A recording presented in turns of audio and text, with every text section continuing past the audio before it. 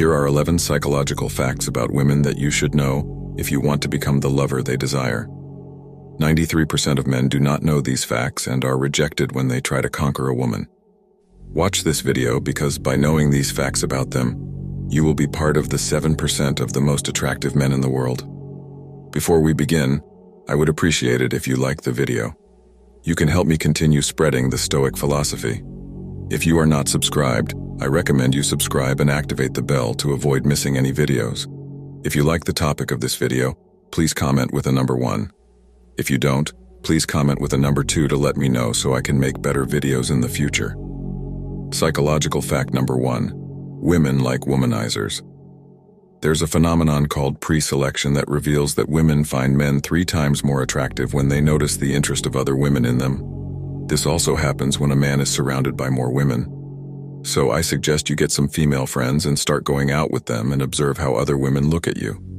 These friends don't necessarily have to interest you more than just for company and to create that pre-selection effect on you that will increase the interest of other women in you, making it easier for you to flirt with the woman you really like, the alpha. If you know how much you helped me by liking this video, you would do it right now. Did you already do it? Okay, let's continue. Psychological fact number 2. Women fall in love based on smell. A study found that if a woman likes a man's smell, her chances of falling in love with him increase by 85%. According to the Federal University of Rio de Janeiro, women have 50% more neurons in the olfactory bulb than men, making them more sensory lovers. That is why, if you understand how to select the right fragrance, you will have a significant advantage in the game of seduction. Stay until the end of the video to find out which fragrances stimulate their senses the most. Psychological fact number 3. They are drawn to men who have their way. If you go too far with a woman at first, you will almost certainly face rejection. However, if you show respect and a little neediness for her, she will make herself available to you. Develop trust with her and feel free to touch her. It's always a matter of reading her body language and recognizing the signals or gestures she uses when she wants to be close to you. Psychological fact number 4. They feel something for you but don't tell you. If a woman interests you, it's essential to avoid being her friend from the moment you meet her. According to a study, 68% of women admitted to considering having a love affair with a guy if they had known they could get their way. That's why I suggest you make it clear from the beginning, not directly, but by subcommunicating that you like her. If you want to know how, ask me in the comments. Psychological fact number 5. If she teases you, she's interested in you. If a woman teases you and gives you nicknames, it's very likely that she's attracted to you and uses this playful way to build trust with you. Because when it comes to falling in love, women don't know how to act other than through body language and this kind of playful teasing. I suggest you help her achieve her goal if you're really interested in her by showing interest in her as well. One strategy you can use to take advantage of her game is to play along with her by telling her what she wants to hear. You can say something like, "I know you call me that because you like me. Do you think I haven't noticed the way you..." Psychological fact number 6. Women love men who understand their language. Women appreciate it when you notice the signals they emit through their body language, consciously or unconsciously. As not all men know how to read these signals or the language they use most to fall in love, women tend to be more shy than men. They're afraid to express their love for you first. They detest rejection and therefore avoid it at all costs. The idea of a man rejecting them doesn't even cross their minds. That's why they use their body language to tell you how they feel.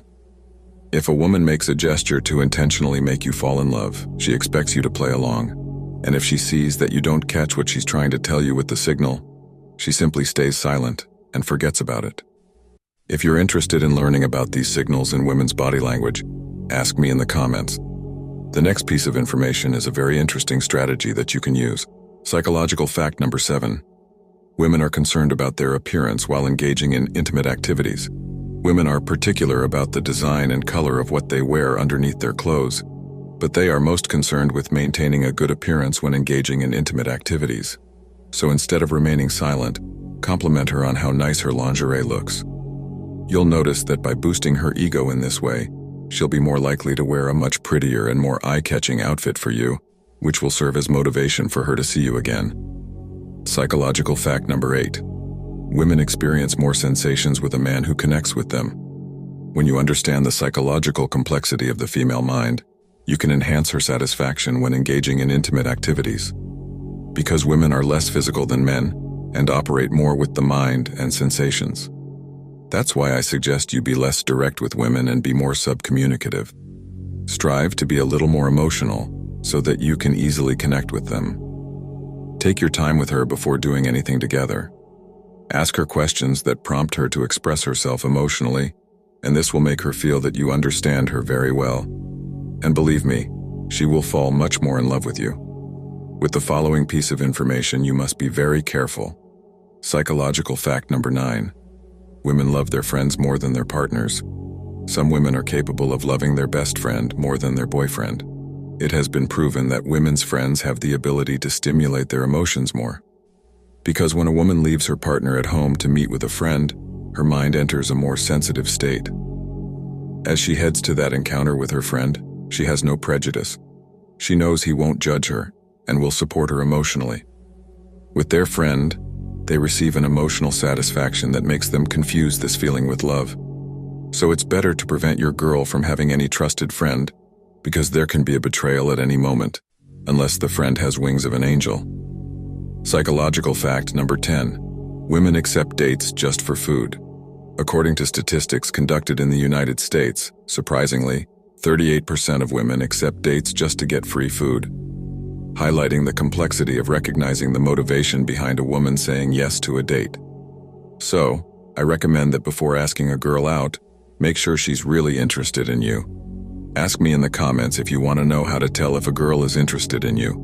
Remember, at the end of the video, I'll tell you which fragrance you should use to stimulate her senses. Psychological fact number 11.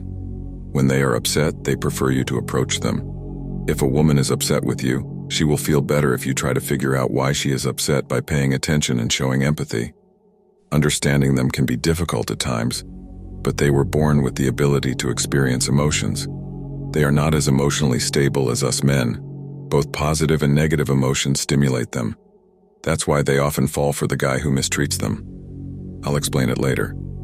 For the time being, get used to the emotional games that women enjoy playing. Regarding psychological fact number 2 about which scent stimulates women, here are some of the aromatic essences that most stimulate women: jasmine and lavender. In 2017, a study was conducted with 2 groups of men and 1 group of women. Each of these women spent time with 2 men individually. One of them wore a perfume lacking these 2 fragrances, while the other wore a perfume made with a jasmine-based aroma. It was found that jasmine-based fragrances efficiently stimulate women and make them feel more attracted to the man wearing them. You can find several perfumes with these fragrances on the market, such as the famous French Orpheon or the Pays Basque Eclectic. Thank you for watching the video until the end. Please like this video, subscribe, and leave your comment. Until next time. Epictetus, the great Stoic philosopher, said that the goal is to surround yourself with people who pull you up and inspire you to be your best. You've undoubtedly heard the expression, "You are the average of the 5 people you spend the most time with." Today, we'll look at that concept through a Stoic lens. Before we begin, we will explore the 7 categories of people that might impede your development in Stoic philosophy and how to negotiate these difficult situations. I'd love it if you could get the video so you can help me to spread the Stoic philosophy. If you are not already subscribed, I encourage that you do so and activate the bell so that you do not miss any videos. Number 1. The victim. Consider life to be a game of chess, with each player having the same pieces and the same aim. The opponent's king is checkmated. You plan ahead of time, make some sacrifices, and take some chances. The victim, on the other hand, blames the board, the pieces, or even their opponent for every bad move they make. They're always in checkmate, not as a result of their choices, but as a result of an outside power acting against them. Their story is a never-ending tale of adversity, with themselves as the powerless protagonist. I can't advance in my career because my employer dislikes me, or I can't get in shape because I have poor genetics. Now, it is critical to recognize that some people experience actual challenges as well as systemic issues. However, the victim in question utilizes their situation as an excuse to avoid taking responsibility for their actions or lack thereof. You can become enmeshed in their plot, possibly as a supporting character who is always needed to save them. Assume you've spent numerous hours listening to a buddy blame their never-ending line of unsuccessful relationships only on their ex-partners.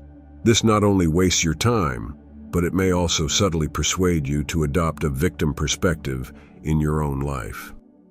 So how do you proceed when dealing with a victim? It may be tempting to become their rescuer, providing unending guidance and emotional support, but the Stoics would advise against it. They would advise you to set a clear boundary to preserve your mental health. You might use a technique called compassionate detachment. Show empathy and kindness, but don't try to save them. They must handle their own difficulties. Provide a listening ear, but avoid being their continuous problem solution. Marcus Aurelius famously remarked that the finest retribution is to be unlike the one who committed the injustice. If you find yourself drawn into the victim's narrative, fight the impulse to become one yourself. Instead, take charge of your own game board, make your moves, and remember that being permanently in checkmate is frequently a choice, not a fate, in the chess game of life. Keep your pieces going ahead, make strategic sacrifices when required, and play for development and knowledge rather than vengeance or pity. Number 2, the drama magnet. Consider your life to be a ship cruising over peaceful waters until you come across the vortex known as the drama magnet. This person appears to have an endless succession of crises, disputes, or controversies, and they have a disconcerting capacity to drag you into their vortex of instability. You could be drawn to the intensity of the drama magnets at first, mistaking it for passion or excitement. However, you'll quickly find that being in their realms is taxing and risky, much like piloting a ship through a storm. What makes working with drama magnets so difficult is that their problems frequently feel like your own. Their anarchy is contagious. You can even find yourself engaged in disputes in which you have no prior involvement. Consider the following scenario. You have a buddy that frequently clashes with other people in your social group. They're not talking to Kate today. Mario will be next. Your buddy seeks your help, but you see that this cycle never stops, and you find yourself at odds with Kate or Mario because you attempted to interfere. In this scenario, instead of providing advice or choosing sides, try introspective listening and echoing their thoughts back to them. For example, if they remark, "I can't believe Kate said that about me," you may react, "So Kate's words have betrayed me." This strategy enables you to offer emotional support without becoming involved in the drama. Yourself. Another strategy, which may appear paradoxical, is to become selectively unavailable. Stoicism teaches us to value our time, which sometimes means being unavailable for other people's problems, especially if they reoccur without resolution. Turn off your phone during specific hours. Set out time to focus completely on your job or personal growth, and make it clear that you are not to be interrupted during these times. Seneca true. Pleasure comes from enjoying the current moment without worrying about the future. This is very useful when dealing with drama magnets.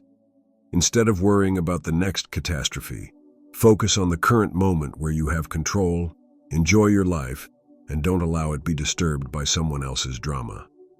Make a point of sailing your ship peacefully, avoiding whirlpools that jeopardize your journey to personal progress and calmness. Number 3, the complainer. We've all got that friend, family member, or coworker that always finds something wrong with everything, whether it's the weather, their job, or even the cuisine at a renowned restaurant. They never pass up a chance to show their displeasure. You may be wondering why this matters to me. I can simply disregard them.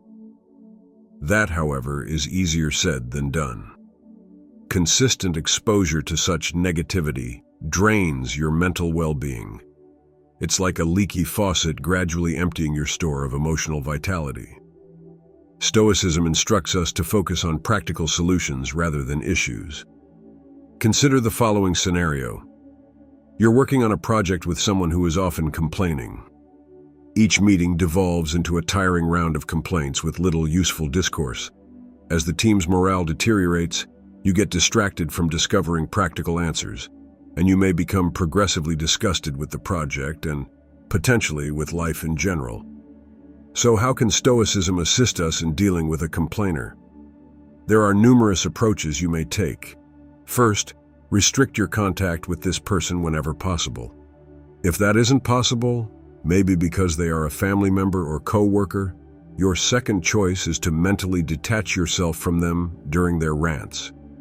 Consider their criticisms to be a passing storm, noisy and disturbing, but ultimately insignificant in comparison to the immovable mountain that is your own inner peace.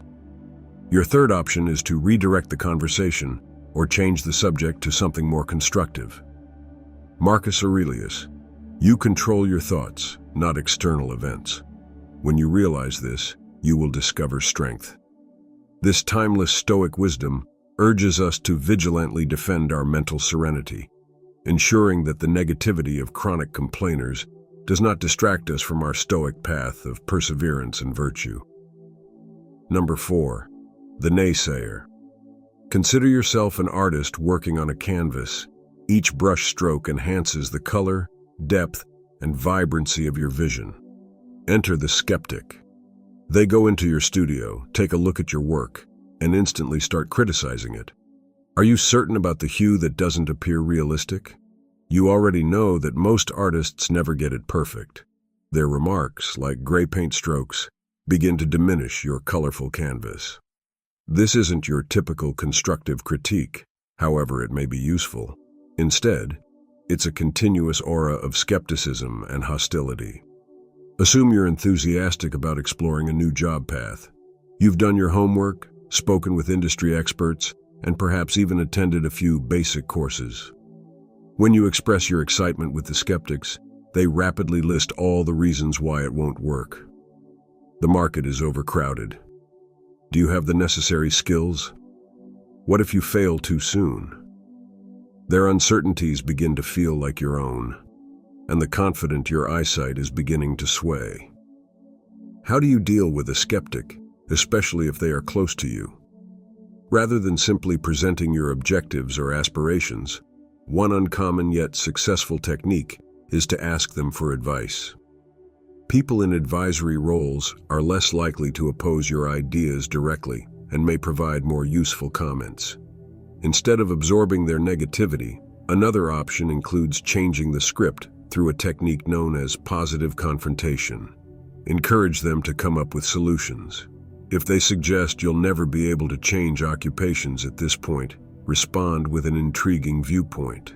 How do you believe someone could effectively change careers? This not only deflects criticism, but also stimulates more positive discourse.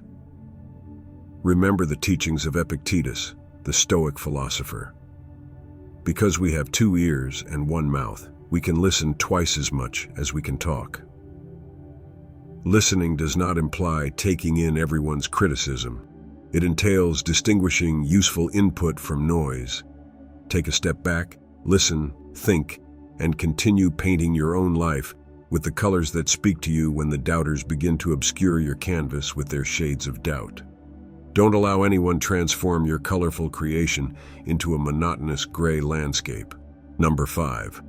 The time vampire. Consider your everyday routine to be a well-crafted symphony. When each instrument symbolizes a work or responsibility, they form a wonderful balance until the time vampire joins in, shrieking off pitch, drowning out your song and converting your beautiful masterpiece into discordant cacophony. Vampires are not always evil. In fact, they may appear rather benign. It could be a coworker who constantly interrupts you with trivial questions, transforming your productive workday into a series of fragmented moments. Or it could be a friend who invites you to countless social events that you don't want to attend, making you feel obligated to attend and draining your time and energy. These interactions may appear little in the moment, but the cumulative effect may be tremendously disruptive. So how can you prevent a time vampire from ruining your symphony? The Pomodoro Technique, a time management tool that includes splitting your work into 25-minute segments typically separated by brief breaks, is one effective option. You make it plain that you are not to be bothered during certain intervals. This creates a barrier that prevents your most productive periods from getting eaten away if you are dealing with a social time vampire. Remember that saying no is not just acceptable, it is necessary for your well-being. Instead of detailed explanations, a simple, "I appreciate the invitation, but I can't make it," would work. According to Seneca, refusing an invitation is a confirmation of your own needs and priorities, not a rejection of the individual. Life, if lived well, is long enough. Stoicism emphasizes that time is one of our most valuable resources, and it should be used carefully. It's the canvas on which we paint the portrait of our life, and we should be very picky about who and what gets a brushstroke. Make sure that each note, instrument, and melody in your life's big masterpiece coincide with your greater purpose. Don't let a time vampire's cacophonous incursion disrupt your symphony. As we approach the conclusion of today's examination of the characters who might derail our road towards stoic resilience and wisdom, hold the baton firmly and conduct your life with purpose, ensuring that every moment is a note beautifully played in your harmonic masterpiece. Number 6. The toxic positivist. When you're going through a difficult time, they're the ones that encourage you to simply be cheerful, dismissing your sentiments and experiences with a flippant wave of sparkly optimism. Consider your life to be a garden. Flowers are present, but so are weeds and bugs. A poisonous positivist, on the other hand, refuses to see anything that isn't a budding rose. Aphids will appear on your leaves. Just concentrate on the flowers. They tell you not to bring negativity into your garden. While it may appear to be encouraging, their approach may leave you feeling rejected and removed from reality. You're upset, bewildered, and looking for emotional balance if you're going through a difficult breakup. The advice of the toxic positivist. The water is teeming with fish. Simply grin and be happy. Excessive optimism ignores the intricacies of human emotion and the realities of life's obstacles. How can you grow your garden without allowing poisonous positivists to trample it with their indiscriminate sprinkling of positive vibes? The only option is to engage them in a conversation that includes both light and shade. Look on the bright side, they say, and you have your health. Yes, I'm glad for my health, but it's also fair for me to be furious about this particular situation. Both are compatible. You may also use what psychologists refer to as emotional granularity, which is the capacity to feel and distinguish between a wide spectrum of emotions, both good and negative. Because of X, I'm feeling a little down today, which is okay. Referencing Stoic thinking may be a freeing confirmation. Seneca once remarked that genuine pleasure is understanding our duty to God and man and enjoying the now without worrying about the future. Take note of the balance between comprehending unpleasant obligations and enjoying the moment. A Stoic attitude does not focus only on the good or bad. Rather, it embraces life's complexities with serenity. So, the next time a poisonous positivist dumps confetti on your well-kept garden, take a step back and realize that a garden requires both sunlight and rain to thrive. Accept your entire emotional range and continue to nurture your garden with the richness and complexity it deserves. Number 7. The manipulator. Consider your life to be a script for a movie. You're the main character, and you have an idea of how your narrative should play out, where the twists will come from, who your allies and mentors will be, and what your final act will look like. Enter the manipulator, the shady producer who quietly rewrites your script without your knowledge, until one day you discover your tale has deviated from its original path. The manipulator is an expert in emotional or psychological manipulation. They may use flattery, guilt trips, or even deception to guide you in a path that favors them. You could have a buddy who constantly gets you to pay for dinner by saying something like, "You know, I've been having a rough month and you're so successful. It wouldn't mean much to you, but would make my day better." Over time, you realize that your generosity has been used. But calling them out seems awkward since they frame it as a favor to a friend in need. Handling a manipulator may be difficult. Fogging is a technique used by certain specialists to oppose their techniques. This strategy entails accepting any truth in the manipulator's assertions, but refusing to be affected by emotional persuasion. You may react if they claim you're so successful, you should pay for supper. You are right that I have been performing well, but let us share the bill as usual. Another strategy is to establish and enforce defined limits. If the manipulator asks you to lend them money or commit to duties that you don't want to do, learn to say no assertively. Maintain a cool tone and straightforward communication. I can't lend money, but I can offer emotional assistance that maintains the connection while setting a limit, borrowing inspiration from Stoic ideas.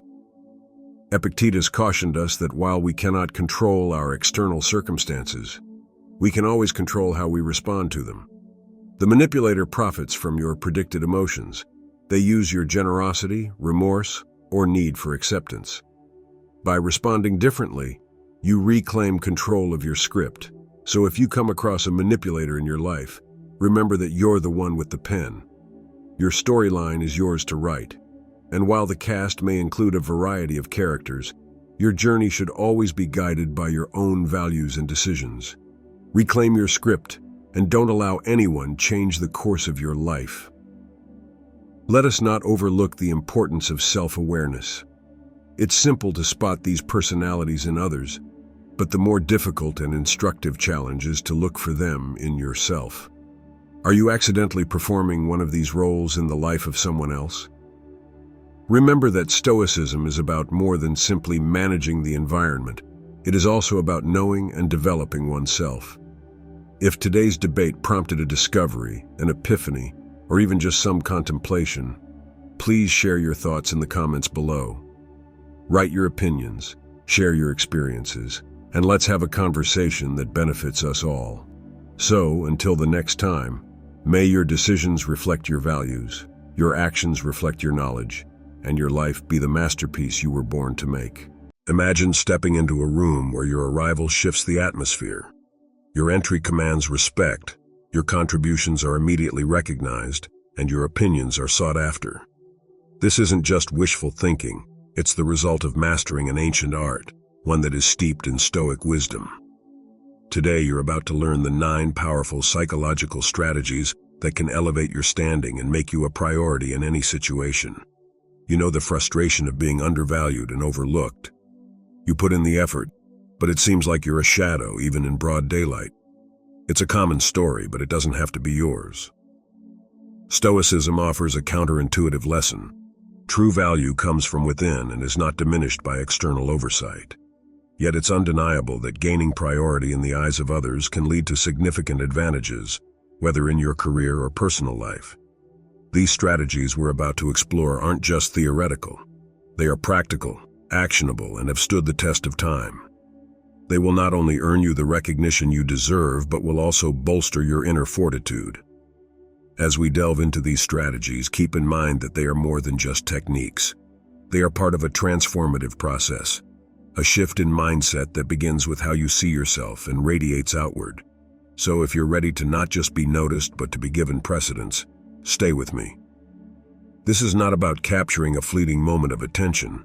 It's about establishing a powerful presence that persists and makes an impact well beyond your initial interaction. Let's start the process toward a more respected, prioritized you. Number 1, command your space. Let's get straight to the heart of it. You wouldn't stand for second place in the office, on the field, or at the gym, so why accept it in life's pecking order? It's not about ego, it's about respect for yourself above all. When you choose to invest your time and energy, do it where it counts. If there's no mutual recognition of worth, it's time to reassess your alliances. By choosing environments where your value is acknowledged, you naturally elevate your status. Remember, you don't have the reins on how others value you, but you're the emperor of your own self-regard. Want to be the main act in life's play? Start by giving yourself the lead role in your personal epic. Number 2, master the art of presence by absence. It's a basic law of nature. The scarce resource is the most valued. If gold was as common as gravel, it would be worth as much. Apply this to your presence. When you're always on tap, you become just another part of the landscape, easy to overlook. No Stoic sage ever won respect by being at everyone's beck and call. Let's keep it real simple. Be the gold, not the gravel. It's not about playing games or measuring out your minutes with a miser's hand. It's about having a life so engaging, so full of purpose and passion, that your availability is naturally limited. You're not hiding away. You're rising up, engaging in pursuits that sharpen your mind and fortify your soul. And here's the clincher. When you do grant someone your time, it's not just another slot in your schedule. It's an event. They'll feel it too. Your presence becomes a privilege, not a given. Number 3, forge your own joy. Here's a straight shot of truth. Anchoring your happiness to someone else is like building a house on sand. It shifts and crumbles without warning. The man who is master of his own joy holds a power no one can strip away. Stoicism isn't about suppressing emotion. It's about sourcing your satisfaction from the ironclad parts of life you control. Ever notice how folks are drawn to someone who's got their act together? That's no fluke. It's the magnetism of self-sufficiency. Find pleasure in your daily routine, your personal achievements, the quiet moments of contemplation. This isn't about retreating to a solitary life. It's about being so grounded in your own happiness that you become the rock, not the waves crashing against it. That's the kind of man who doesn't just end up on someone's priority list. He tops it. Number 4, cultivate the fear of losing you. Let's look at a hard-hitting strategy, showing the world what it means to miss you. It's a truth as old as time. We often don't realize the worth of something until it's no longer around. This isn't about manipulation. It's about demonstrating your intrinsic worth. The Stoics believed in the power of self-sufficiency and not being overly attached to external validation. Now, this isn't about playing games or giving someone the cold shoulder. It's subtler than that. It's about making your time and your emotional investment something that isn't guaranteed. Pull back a little. Let your presence be something they earn. Diversify your attention. Spread your time across your interests and relationships. When you do, something shifts. They start wondering about you, about what has changed. That space you leave prompts reflection on your value, and most importantly, the fear of losing your place in their life.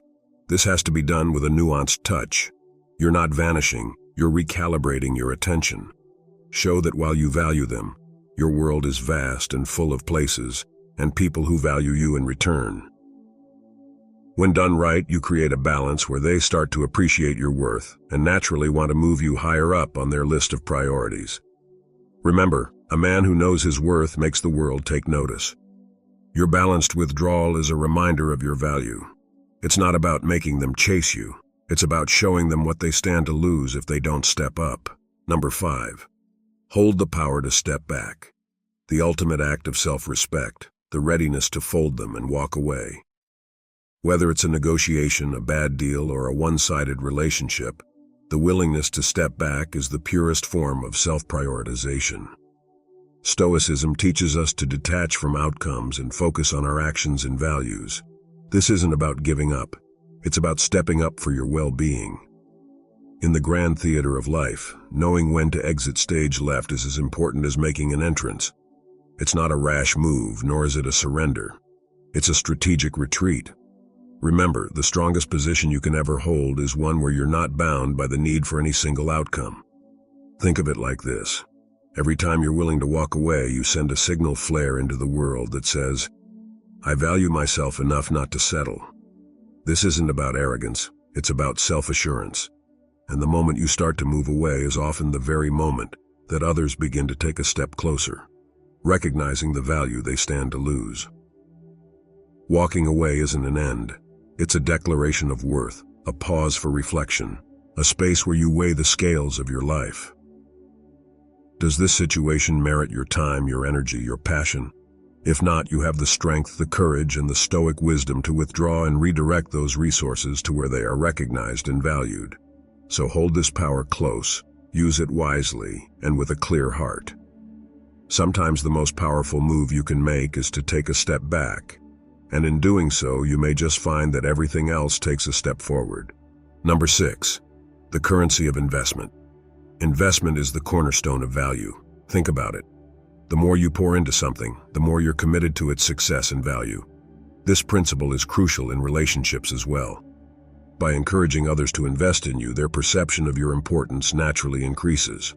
How do you do this? It's all about balance. Yes, you should be approachable, but not at the expense of being undervalued. Let's say you have an opportunity to spend time together, but you're genuinely tied up. Communicate this. It's not about playing hard to get. It's about being honest with your commitments. This integrity shows that you're a man of substance, not just passing time. When they do make an effort to fit into your schedule, acknowledge it. Appreciation can be a powerful reinforcer. It subtly lets them know that their effort is noticed and that not everyone gets the same privilege. This is the dance of give and take where they extend effort, and you in turn recognize it, making every interaction count. The key here is not to stretch this to the extreme. You're not building walls, you're setting standards. This is not about being superior, it's about mutual respect. When they understand that time with you is not a given but a gift, you become a priority. It's the delicate balance of stoic wisdom, knowing your worth and allowing others to realize it through their own valuation. Number 7, keep your orbit command their interest. Let's delve into the paradox of desire. The world chases after what retreats from it. The rarest treasures are those not easily gained. In your relationships, if you make someone your son, your entire world revolving around them, you risk becoming just another satellite, predictable, constant, taken for granted. Consider the opposite, a life where you are the sun, and others are drawn into your gravity. It's about cultivating a life so rich, so interesting that you don't need to orbit anyone else, and they feel the pull of your passions, your projects, your growth. This isn't about playing hard to get, it's about being hard to forget. You know that old saying, the grass is always greener on the other side? There's truth to it. People are naturally intrigued by the unattainable, the unoccupied, the sovereign. So when you stay invested in your path, when you don't make them the epicenter of your existence, you become the greener grass. You're not aloof, you're self-aligned, and in that self-alignment you become a mystery, a challenge, a goal. Your presence becomes a reward, not a given. And suddenly, you'll find they're seeking your attention, not the other way around. This is the essence of aura, the secret to becoming a priority in their lives without even asking for it. Number 8, the allure of the unsaid. Mystery has always had a magnetic pull. In a world where oversharing is the norm, holding back is a power move. A Stoic knows the value of silence and the strength in reserve. When it comes to relationships and interactions, revealing every card in your hand is not just unnecessary, it's unwise. The people you meet should earn every piece they learn about you. So how do you maintain this mystique? Start by sharing just enough to pique interest, a tease of your depth, not the full story. Your hobbies, your passions, your dreams, let them out in trickles, not floods. When asked about your past, give them a canvas with broad strokes, not the fine details. This isn't deceit, it's discretion. This approach stirs curiosity, invites the other person to lean in, to question, to seek more. And in doing so, you become the puzzle they can't help but want to solve.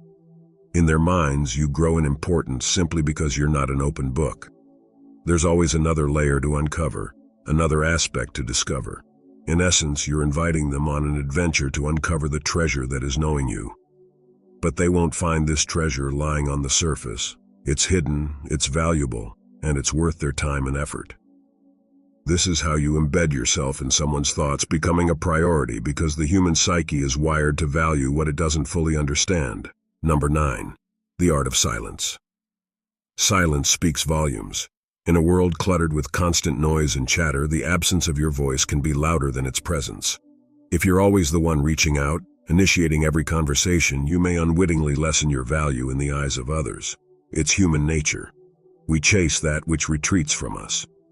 Consider the strength of a silent approach. When you hold back, you're sending a clear signal. Your attention is not given lightly. It must be earned. This isn't about playing games or manipulation. It's rooted in a deep respect for oneself. It's a powerful display of self-sufficiency, echoing the Stoic belief that inner peace and contentment come from within, not from external validation. By pausing your impulses to initiate contact, you create space. In this space, the other party has room to move towards you. It's a testament to their interest and the value they place on your relationship. If they reach out, it reaffirms your connection. If they don't, it provides you with valuable information about where you truly stand. This tactic should not be about testing the other person, but rather about rebalancing the dynamics of your interaction. It's an opportunity for reflection for both parties, and when the conversation restarts, it's on a more even keel with a deeper appreciation for the dialogue and the individuals involved. In closing, your blueprint to becoming a priority. As we draw the curtain on these 9 strategies, it's essential to engrave the underlying philosophy into your approach. You are the architect of your worth and the master of your destiny. These strategies are not mere manipulations, but reflections of the strength and poise that come from the Stoic tradition, embracing inner fortitude and the power of a self-reliant spirit. Bear in mind that while these tactics can shift the scales in your favor, they're not magical incantations that compel others to prioritize you. People have their agency, their choices, and their free will. What these strategies do is allow you to present yourself as a person of value, a person who respects themselves enough not to settle for less. In embracing these steps, you're not just seeking to change the external perception, but to elevate your intrinsic valuation. Whether it's cultivating happiness within, maintaining a touch of mystery, or the strategic retreat of your presence, each step is about enhancing your self-regard. It's also a journey of balance, balancing kindness with self-respect, availability with self-importance, and investment with self-preservation. In the Stoic view, it is this balance that is the hallmark of a life well lived. So as you embark on this path, do so with mindfulness and integrity. Make these strategies your allies, but let your character be your guide. Thank you for investing your time with us. As you step forward, remember that the most significant priority is to live a life true to yourself with wisdom, courage, and a sense of Stoic serenity. If this video resonated with you, if it prompted a nod or sparked contemplation, let's solidify that connection. Feel free to click the like button. It's a simple gesture for you, but holds immense value for us. It signals that we're moving in the right direction, delivering content that aligns with and enriches your life. If you haven't already, we invite you to subscribe and become part of our community of like-minded individuals. Here we delve deeply into the nuances of leading a purposeful and conviction-filled life. By subscribing, you're not just accessing content. You're staking your place in a community that upholds Stoic virtues such as wisdom, courage, justice, and moderation. Every like and subscription serves as a foundational element in crafting content that empowers you. So if you're prepared to embark on this journey alongside us, make your mark, like, subscribe, and let's traverse this path together.